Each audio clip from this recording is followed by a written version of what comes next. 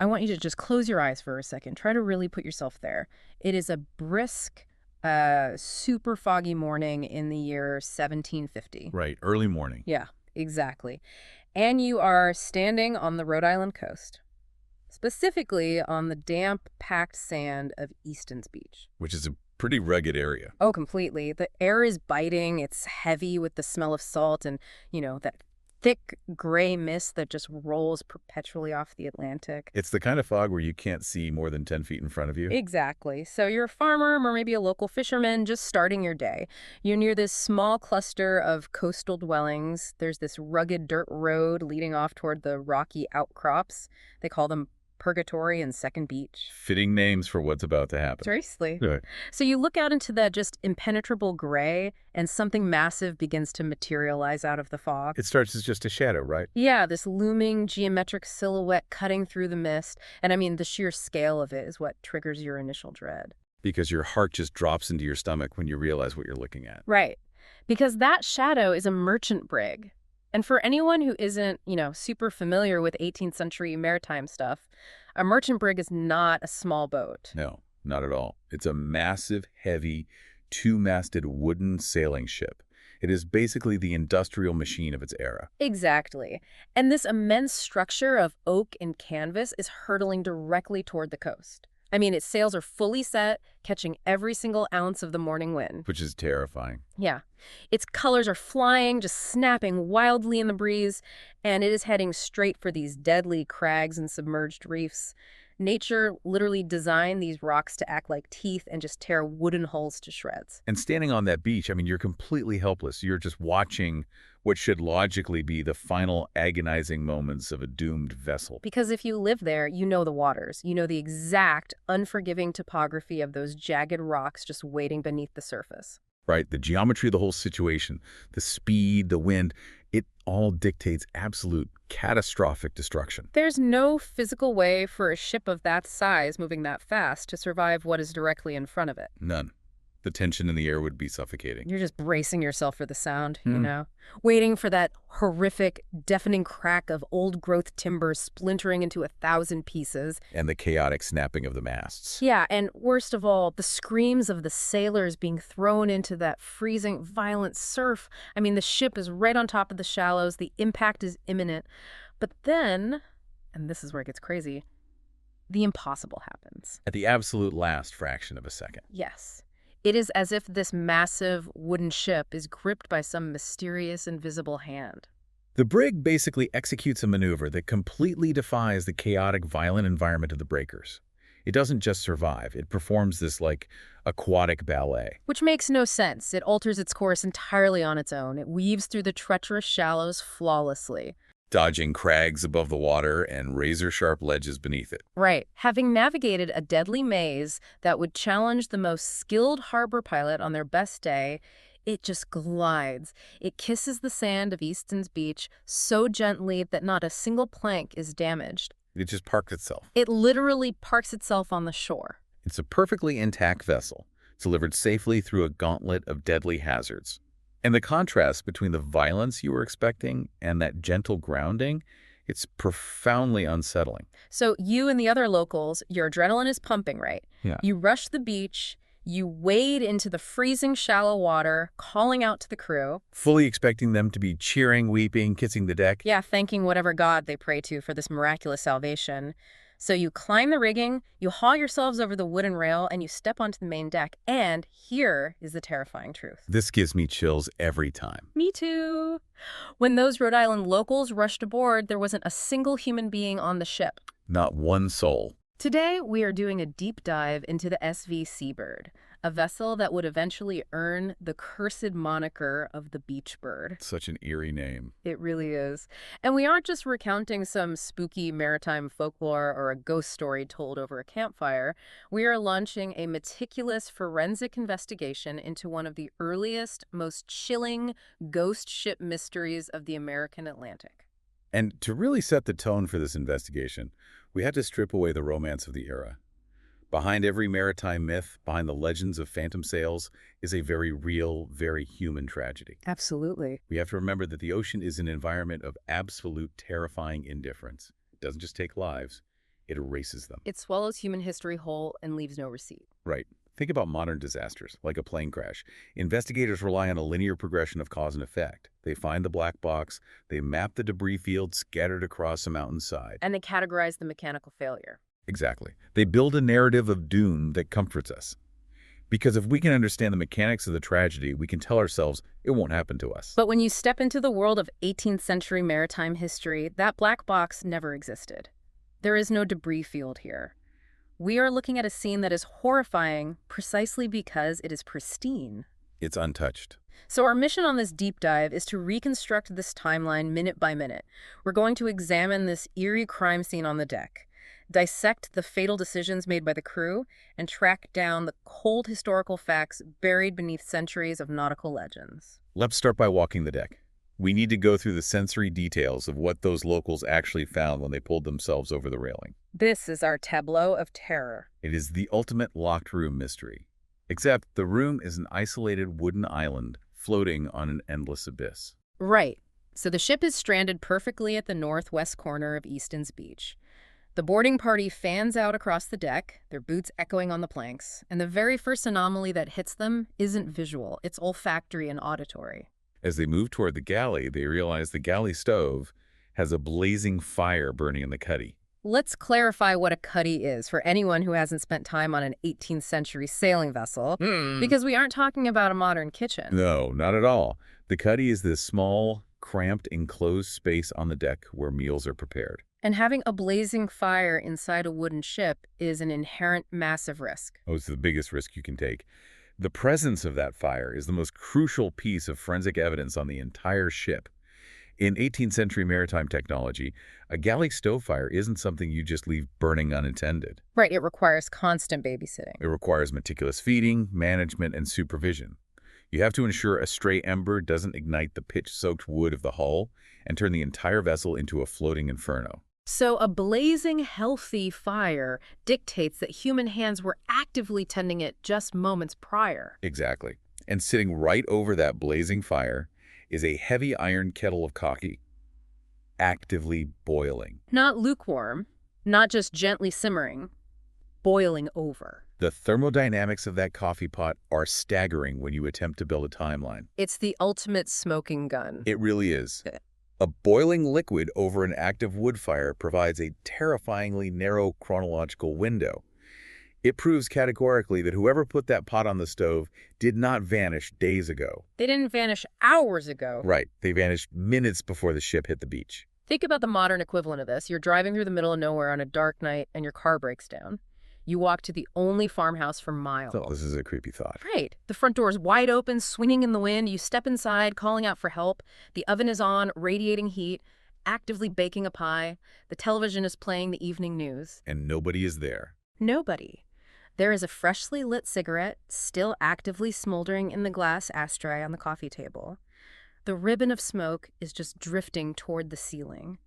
The horror of that moment isn't rooted in what you see. The horror is the realization of when it happened. Exactly. The proximity of the event is what paralyzes the mind. With absolute chilling certainty that whoever was just sitting in that chair smoking that cigarette is either hiding in the dark corners of the house watching you, or they were taken from the room mere seconds before your foot crossed the threshold. The boiling coffee on the seabird is that smoldering cigarette. And the domesticity of the scene just makes it so much worse.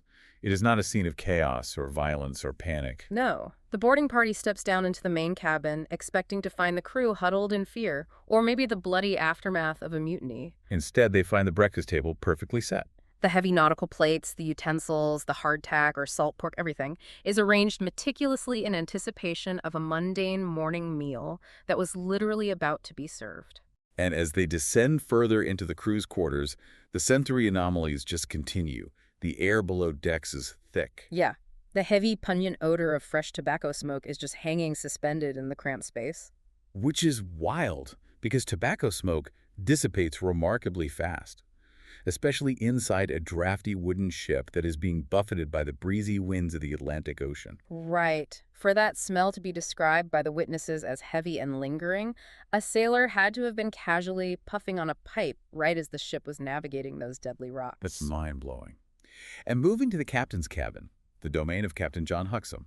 The search party encounters an item that instantly dismantles the most common theories of maritime disappearance. Sitting out in the open, completely undisturbed on a desk, is $60 in cash, alongside easily visible silver or gold coins. $60.17 is not pocket change. Not at all. That is a significant sum of money, representing months of hard labor for a sailor. The fact that it is sitting in plain sight fundamentally alters the investigation. It categorically rules out piracy.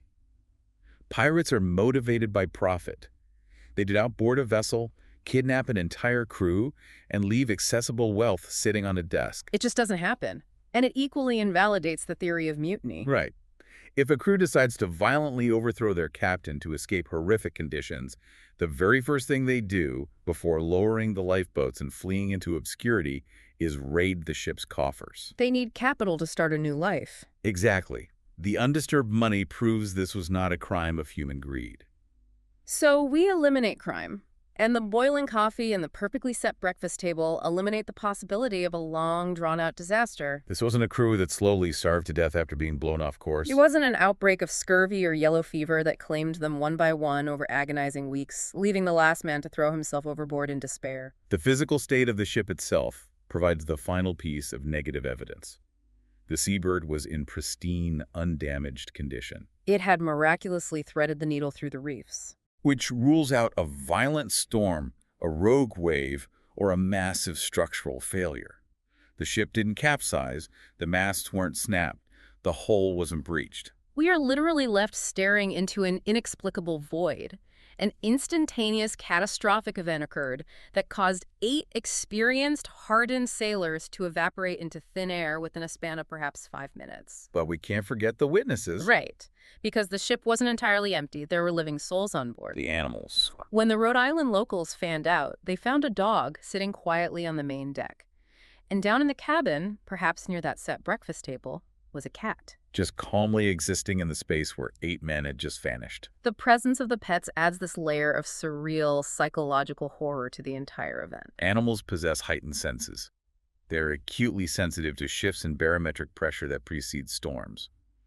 They react viscerally to human panic, to the smell of blood, to sudden, violent noises. Yet the boarding party found them unharmed and apparently completely calm. Whatever took the crew was selective. It triggered no survival instinct in the dog or the cat.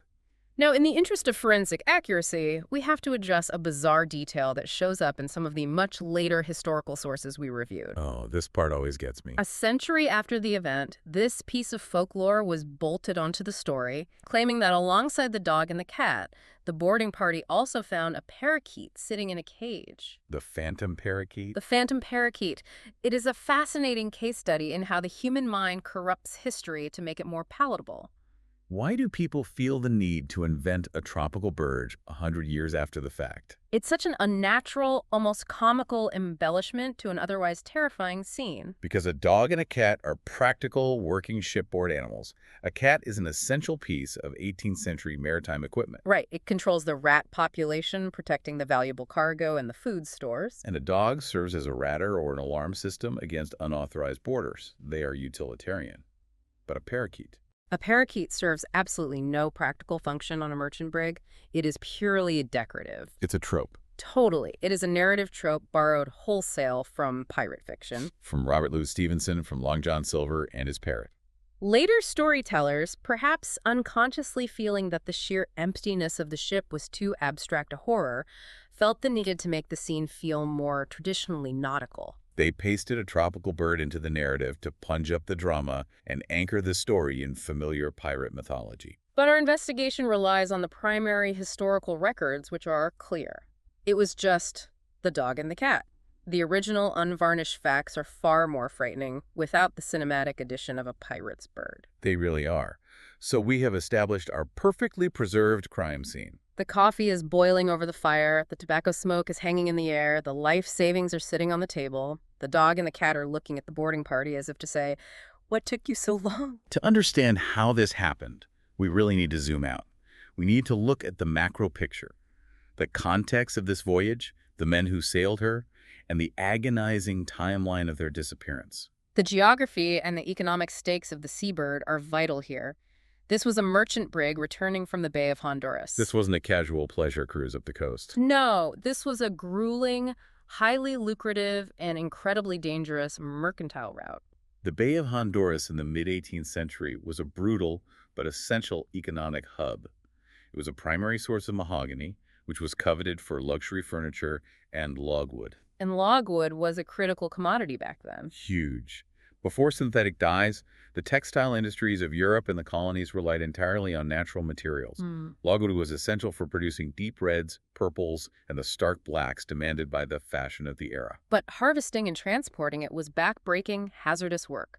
It involved navigating treacherous coastlines and dealing with hostile colonial powers. It was an incredibly valuable cargo, representing a massive financial investment.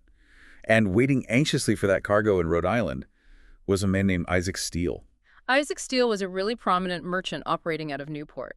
The historical sources paint a vivid picture of him just waiting at the harbor mouth. He knew the typical duration of the voyage from Honduras. Right. He was scanning the horizon daily, calculating his profits, and likely sweating bullets because he had an absolute fortune tied up in the wooden hull of the Seabird. The ocean was essentially a massive casino, and he had pushed all his chips onto the table. And the man entrusted with bringing that fortune home was Captain John Huxham. The historical records of the era are notoriously messy. Sometimes he is noted as Huxham, or occasionally confused with a John Durham of Middletown, Connecticut. But the consensus among maritime historians points to Huxham. And he commanded a crew of 8 men. We must emphasize that these were not novices or indentured farmhands taking their first trip to sea. Absolutely not. To successfully navigate a heavy merchant brig from the Bay of Honduras through the Caribbean and up the treacherous, storm-battered Atlantic coast to Rhode Island requires seasoned, hardened sailors. These men knew the sea, and they knew how to survive it. Put yourself in the mindset of Isaac Steele for a moment. You are a businessman. Your ship, carrying your fortune, is out there in the dangerous expanse of the Atlantic. And then you receive a piece of news that allows you to finally sleep soundly. Another vessel arrives in the Newport docks, and the captain seeks you out to tell you, "We just crossed paths with the Seabird. We spoke to them a day or two ago. We exchanged signals." The all is well signal. The all is well signal. The weather off the coast is perfectly clear. Your ship is just 48 hours away from the dock. The crew is healthy, the ship is structurally sound, the cargo is secure. You exhale. The gamble paid off, but then the ship arrives entirely empty. How does a crew of 8 hardened sailors evaporate between sending a confident all-is-well signal and gently kissing the sand of Easton's beach? The psychological weight of that specific signal is devastating. It creates a horrific 2-day window of uncertainty. And when we combine that 2-day window with the forensic evidence of the boiling coffee, that window narrows down from 48 hours to a horrifying 5-minute span right at the very end of the journey. Think about the modern equivalent of that timeline. You are waiting for a friend to arrive at your house late at night. You check your phone, and you see they are sharing their location via GPS. You watch their little blue dot move down your street. You watch the dot pull into your driveway. You hear the crunch of the gravel. You go to open the front door. Well, wait, you open the front door and the car is sitting there idling. The headlights are on. Their phone is sitting in the cup holder. But your friend has simply ceased to exist. It's unbearable. To fully grasp the dread of that, we must contrast modern connectivity with the profound isolation of 18th century sailing. Today, if an emergency occurs on a vessel, the crew has satellite radios, GPS transponders, emergency beacons, and the expectation that a Coast Guard helicopter can be mobilized in minutes. In 1750, communication relied entirely on physical proximity. Ships literally had to pull within shouting distance of one another to exchange news. If you are even a few miles off the coast, shrouded in morning fog, you are entirely, fundamentally severed from the rest of humanity. You are alone in a hostile alien environment that covers most of the planet. Whatever anomalous event occurred in that narrow window of time, whatever compelled or forced those 8 men to abandon the safety of the Seabird was sudden. It was utterly silent, and it was absolute. Which brings us to the single piece of missing equipment on the ship. The one physical clue that spawned the most prominent theory of what happened to Captain Huxham and his men. We have thoroughly established the inventory of what remained, right? The valuable logwood cargo, the undisturbed money, the calm animals, and crucially, the ship's skiff. Let's highlight that detail. A small skiff, a tiny lightweight rowboat used for minor errands around a harbor, was still securely fastened in its heavy wooden cradles known as chocks on the main deck. It hadn't been touched, but the ship's longboat was missing. The distinction between the skiff and the longboat is vital here. The longboat is the primary lifeboat of an 18th century merchant vessel. It is a substantial, heavy craft designed specifically to carry the entire crew in the event of a catastrophic emergency. The fact that the chocks for the longboat were empty is the single thread that contemporary investigators and local fishermen pulled on to try and unravel the terrifying mystery. So, relying on that one missing piece of equipment, the locals of 1750 formulated the primary theory of the disaster. They surmised that as the seabird was approaching the Rhode Island coast in the early morning, the helmsman made a careless, fatal error in navigation. Perhaps the coastal fog rolled in thicker than expected, blinding them. Or maybe a strange, unmapped current caught the heavy hull. Regardless of the cause, the theory states that the massive brig was suddenly brought dangerously close to the deafening, violent roar of the coastal breakers. The sound of breakers, the massive ocean swells crashing and exploding against a jagged, rocky shoreline, is the most terrifying sound a sailor can hear in the fog. It is the acoustic signature of imminent death. It means you have run out of deep, safe water, and your wooden ship is seconds away from being smashed into kindling against immovable stone. According to the local theory, blinding panic set in. Captain Huxham, listening to the roar of the reef and believing his ship was seconds away from total annihilation, ordered the crew to abandon ship immediately. It was a frantic scramble for survival. They didn't have time to run to the cabin to grab the $60. They didn't have time to take the coffee off the stove or extinguish the fire. They just unlashed the heavy longboat, lowered it frantically into the churning, freezing surf, piled in, and were immediately swamped by a massive wave, drowning all 8 men in the dark water. It is a narrative built entirely around the concepts of human error and psychological hubris.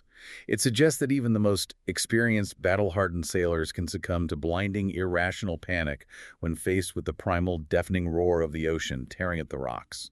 It posits a tragic, fatal miscalculation.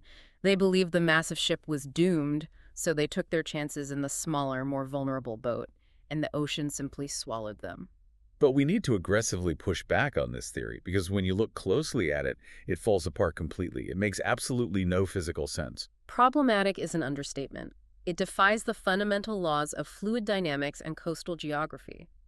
If 8 grown men piled into a heavy wooden longboat and were violently swamped and crushed in the surf right off Easton's beach, where is the wood? Where is the debris? That is the crux of the forensic failure. If they drowned right there in the shallows, within sight of the beach where the seabird landed, the tide would have inevitably brought something in. A shattered oar, a splintered oak plank from the hull of the longboat, a canvas hat, a leather boot, a body. The ocean is incredibly violent, but it doesn't just instantly vaporize wood and bone on a coastline. Absolutely nothing, not a single scrap of the longboat or the crew, ever washed ashore on Easton's beach or anywhere else in Rhode Island.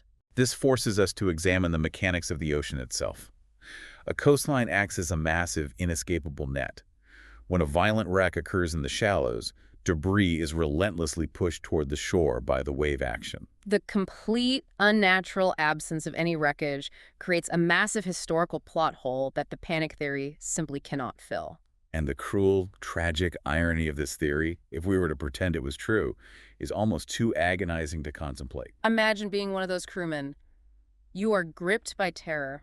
You abandon the ship you've called home. You hit the freezing, dark, churning water. You are drowning, your lungs burning, fighting for your last desperate breath in the crushing surf. And as you are slipping under the water for the final time, you look up through the mist and you watch the ship you just abandoned, the ship you were absolutely certain was doomed, peacefully, gracefully, and safely gliding onto the beach without you. Perfectly fine. The ultimate betrayal by the sea. To realize in your final moments of agonizing panic that your desperate attempt to save your own life is the exact mechanism that ended it, while the wooden vessel you fled sails on to safety, it is a chilling thought. But as we've established, the lack of physical evidence renders this drowning theory deeply flawed. It is an attempt by the locals to apply rational logic to an entirely illogical event. And when rational logic fails, when human beings are faced with an absolute void of explanation, that is when our psychology begins to fabricate. If the ocean didn't swallow them on the reef, we are left with a complete physical void. Yeah. And the one thing human beings cannot tolerate is a void. If there is no wreckage, we will invent it. If there is no reason, we will write one. We hate it when things don't make sense. Nature abhors a vacuum, and human psychology abhors an unexplained mystery. When we are confronted with the inexplicable, especially a tragedy that implies we are not entirely in control of our own survival, we instinctively rush to fill the gaps with narrative. We corrupt the historical truth over time to make it more digestible, or, ironically, to make it fit a more recognizable, comforting pattern of horror. You can see this corruption in real time when you review the historical sources regarding the seabird. The dates of this incident vary wildly depending on which archival document or local historian you are reading. Some say the ship landed in 1750, some say 1760. Some later, highly embellished accounts push the date all the way to 1850 or even 1880. The method of how a story is transmitted through time plays a colossal role in this decay of truth. The legend of the seabird was heavily preserved and codified through the Federal Writers Project in 1935. We need to explain what that was because it's crucial to understanding how the myth mutated. The Federal Writers Project was a New Deal program created by the WPA during the height of the Great Depression. The federal government essentially paid thousands of out-of-work writers, journalists, and historians to travel around the country and collect local oral histories, folklore, and regional cultural quirks. And while the project was incredibly valuable for preserving Americana, oral history is a notoriously fragile, living organism. It shifts and mutates with every telling. Imagine the mechanism of this decay. A Rhode Island fisherman witnesses the empty ship in 1750. He tells his son. His son tells his daughter 40 years later. She tells a patron at a local tavern. By the time a hungry WPA writer arrived with a notepad nearly 2 centuries later, highly incentivized to record a sensational, dramatic story to justify their government paycheck, the core truth of the empty ship was intact, but the edges were heavily blurred. And beyond the accidental blurring of oral history, you have the outright intentional fabrications. There was a sensationalized, fictionalized account published in 1885 in the Wilmington, Delaware Sunday Morning Star. Oh, I remember reading that source. The writers at the newspaper took the chilling, austere premise of the seabird and just went completely off the rails to sell papers. They added ridiculous tropes of bloody murder, a grand conspiracy, and a ludicrous plotline where a missing crew member secretly survived the slaughter and was discovered decades later hiding out in Scandinavia. It transformed from a terrifying historical anomaly into a cheap penny dreadful. Put yourself in that mindset for a second. Why do we do this? Why aren't the cold, hard facts scary enough for us? Why do we feel this desperate need to invent a phantom parakeet or a Scandinavian murder plot or constantly shift the dates? I think it is because the sheer, icy fact that 8 human beings can simply cease to exist on a sunny Tuesday morning with boiling coffee on the stove and absolutely no rational explanation is fundamentally incompatible with our need for a safe, logical world. We understand a murder plot. We understand human greed and a knife in the dark. We cannot understand a spontaneous erasure. What is truly fascinating here is how modern historians and maritime archaeologists tackle these corrupted, mutated narratives to excavate the bedrock of truth beneath the layers of folklore. In the source documents provided for this case, there is a brilliant application of archaeological dating concepts used to scientifically anchor this ghost story back to its terrifying reality. Let's delve into this dating science, because understanding how historians prove the reality of this event is fascinating. Archaeologists and historians rely on 2 Latin concepts to bracket an event in time terminus post quem and terminus ante quem. Define those for us. Terminus post quem literally translates to the limit after which. It represents the earliest possible date an event could have occurred based on the physical evidence. And terminus ante quem means the limit before which, the latest possible date. By cross-referencing the historical timelines of the specific individuals and the physical objects associated with the seabird, historians can construct a chronological cage to trap the truth and burn away the folklore. So how exactly did historians use this chronological cage to prove that the 1750 date is the real one and completely throw out the 1850 and 1880 nonsense peddled by the newspapers? They started by auditing the financial and ownership records of Newport. The primary sources state that the original owner waiting anxiously for the mahogany cargo was Isaac Steele. Historical tax and shipping records confirm that there was indeed a prominent merchant and privateer named Isaac Steele operating out of Newport around the year 1747. This establishes our firm foundation, our terminus post quem. The ship could not have vanished before Steele was operating. Then they examined the paper trail of who purchased the empty hull after it was discovered on Easton's Beach. They tracked it to a wealthy Newport merchant named Henry Collins. The historical texts refer to him as the Lorenzo de' Medici of Rhode Island. because of his vast wealth and patronage of the arts. Precisely. Henry Collins is a very well-documented historical figure. He lived from 1699 to 1765. He was actively purchasing and commissioning ships in the mid-18th century to build his mercantile empire. He physically could not have purchased the salvaged Seabird in 1850 or 1880 because he had been dead and buried for nearly a century. This sets an unbreakable terminus ante quem. The ghostly arrival of the ship had to happen before his death in 1765. And there is one more massive historical anchor that locks this event into the 18th century: the British occupation of Newport. The ultimate proof. The historical sources note that the aging hulk of the ship was eventually captured in Newport Harbor and converted into an armed galley by the British military during their occupation. The British fleet occupied Newport in 1776 during the American Revolutionary War. So if we look at the timeline, the ship is sitting in the harbor in 1776, being seized by the British. It was previously owned by a man who died in 1765, and it originally carried cargo for a man operating in 1747. The archaeology of the 18th century paperwork scientifically proves the 1750 date is the correct one. It strips away the fictionalized 19th century penny dreadful murder plots, it removes the phantom parakeets, and it leaves us staring at the raw, documented historical anomaly. The Seabird is not just a campfire tale invented by a bored sailor. It is a meticulously documented event that happened to real men who simply vanished. Which brings us to the chilling aftermath of the disaster. What actually happened to the physical wooden vessel after it delivered its ghostly, empty payload to the shores of Rhode Island? Because this massive ship didn't just sit and rot away on the sand of Easton's beach. Far from it. The vessel proved to be unnervingly resilient. The local Rhode Islanders, spearheaded by a man specifically noted in the records as William Lee, who is historically verified as the grandfather of Robert P. Lee, a prominent cashier of the Rhode Island Union Bank, organized a massive logistical effort to refloat the vessel. We need to pause and appreciate what that implies. Refloating a massive merchant brig stranded on the beach using 18th century technology involves complex rigging, massive leverage, waiting for the perfect high tide, and an immense amount of manual labor. You do not invest that kind of time and money into refloating a ship that has had its hull ripped open by a reef. The fact that they successfully refloated it proves yet again that the ship was perfectly intact. It had navigated the rocks flawlessly. Once it was freed from the sand, the ship was towed around the coastline and moored at Godfrey Malbone's wharf. And this is where the vessel was formally sold to our wealthy merchant, Henry Collins. And it is here that Collins makes a decision that borders on the profane. What does he do? He legally changes the ship's name. He christens the Seabird with a new title, the Beachbird. Changing the name of a ship.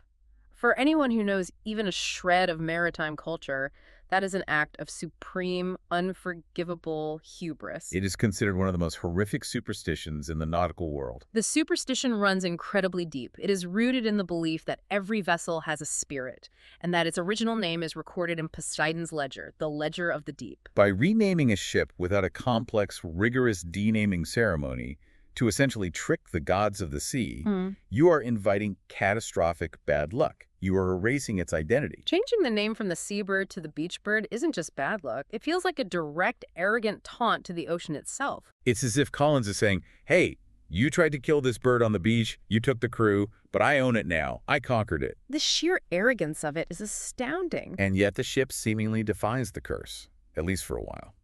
Under the new, cursed moniker of the Beachbird, she sailed on many commercial commissions for years. She functioned. She navigated the Atlantic. She made a significant amount of money for Henry Collins.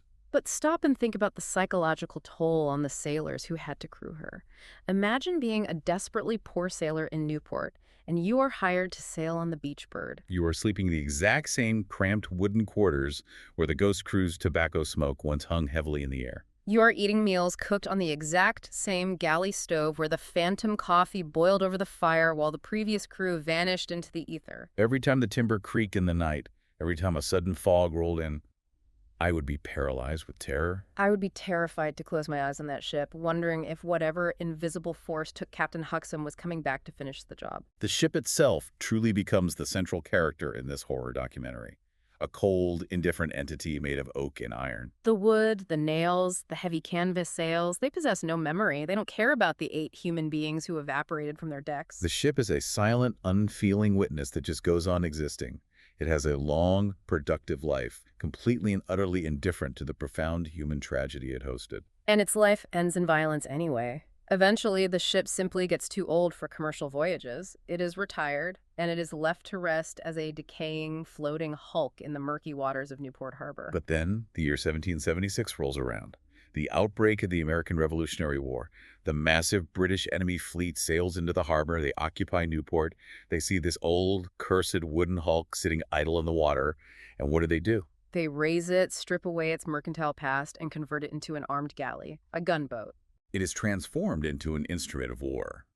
The very vessel that quietly and mysteriously slid onto a Rhode Island beach carrying a profound silent mystery is repurposed years later to fire heavy cannons at the very people who originally found and saved it.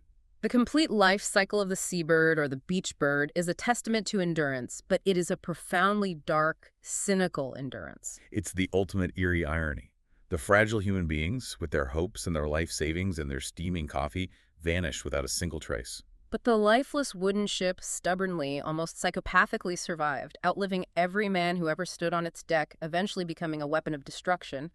Wood outlives flesh. It forces us to confront our own terrifying impermanence compared to the unfeeling objects we construct.